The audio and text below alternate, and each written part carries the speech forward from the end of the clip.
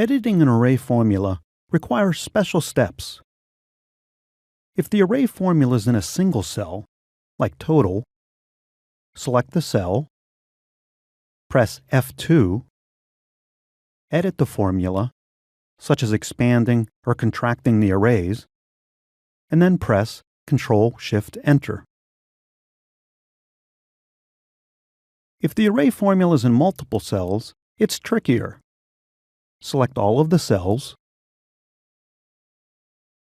press F2, edit the formula,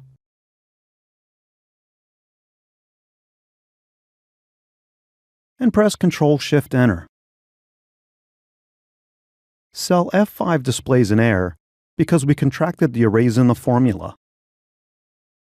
I want to delete the cell, but you can't delete individual cells in an array formula. You get this error that says, you can't change part of an array. You can delete all of the cells and then recreate the formula. You can't add a new cell to a block of cells that already contain an array formula.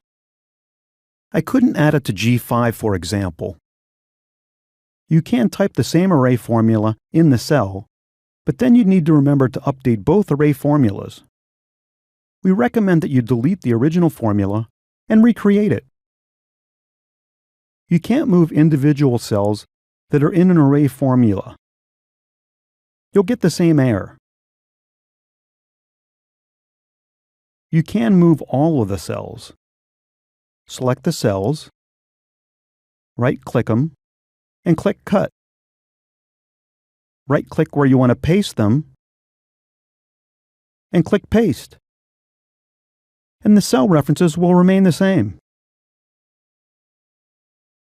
Now you've got a pretty good idea about how to use array formulas.